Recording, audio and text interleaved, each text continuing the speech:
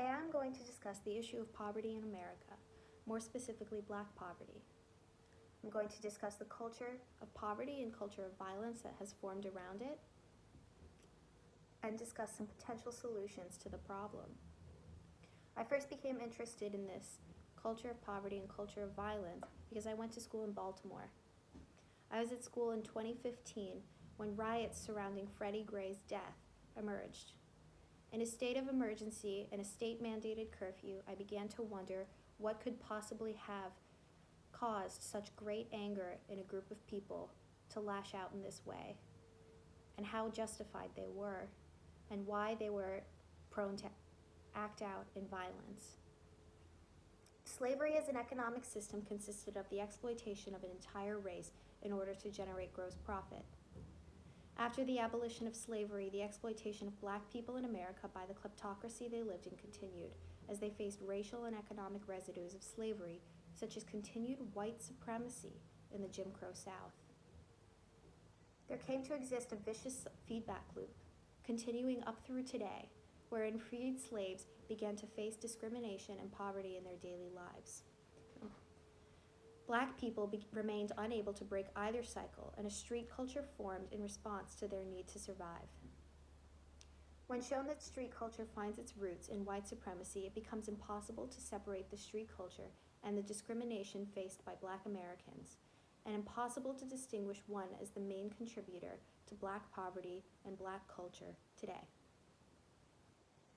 This speech will reference the works of Ta-Nehisi Coates, specifically 3 articles written by him for Atlantic Magazine.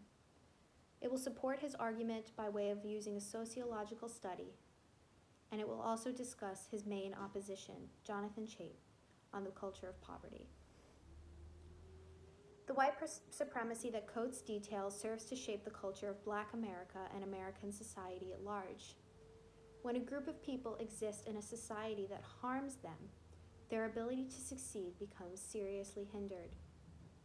The fact that white supremacy has remained constant throughout American history means that the Black population has constantly been hindered and has fallen victim to a cycle of poverty. Within this cycle, a person afflicted by the fixtures of white supremacy becomes greatly crippled by said fixture and adopts values to survive the state he or she reaches.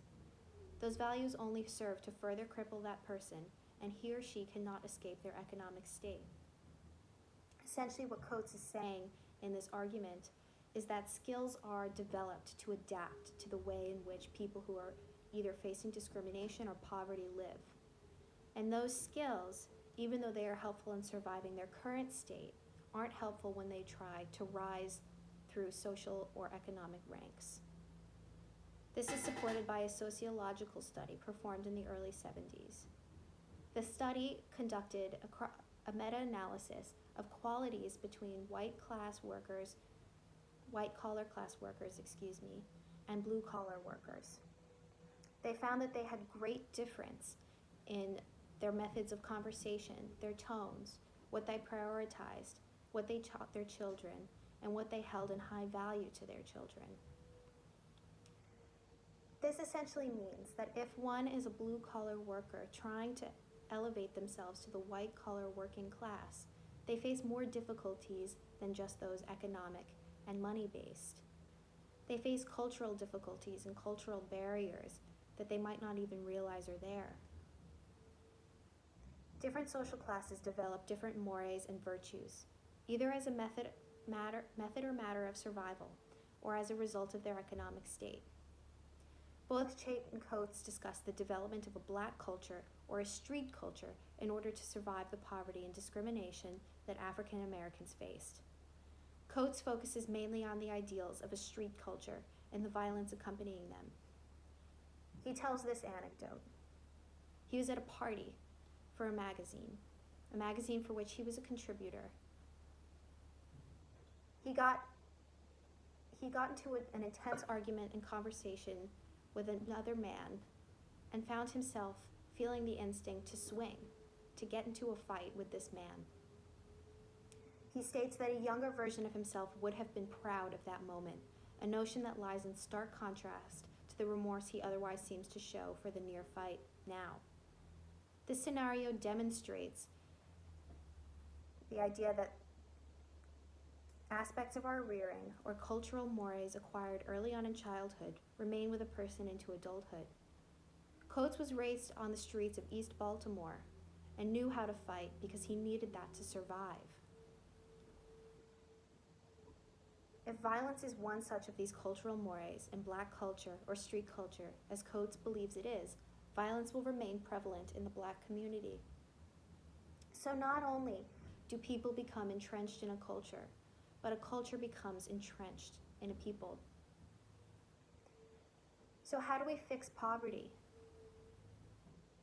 There's constant debate and controversy cycling, wanting to install welfare programs, social support nets, or not do that. There's the idea that more welfare disincentivizes workers to keep working because they can rely on welfare. There are various theories and arguments on how to fix poverty, but this is mine. It's not something that's easily raised in a fundraiser, donated by a benefactor, or curated. It's not money. We need to be able to foster the shift away from the culture of poverty and the culture of violence. So qualitatively, culturally, and socially, we can set up those who are currently entrenched in their cultures of poverty and violence to be in a more successful state. They are going to face incredible difficulties if we can't promote and help foster this cultural shift. And it might not be money that makes the shift. It might be installing more qualitative social support networks or welfare programs that don't just provide food stamps. Maybe they provide positive role models. Maybe they provide education. Maybe it is a welfare program that allows kids to stay in school even if they feel they need to go out and work for their families. Either way, this cultural shift is the key, and unfortunately it's not going to be quick. It's not going to be a short solution that can be conducted over the length of a presidency or 2 terms of a presidency. It's something that's going to take a long time, but it's worth it. It's worth it to help people who have faced discrimination and poverty for their race's entire existence in this country. And it's worth it to open our hearts and our minds to the idea that just money isn't going to help them. Thank you.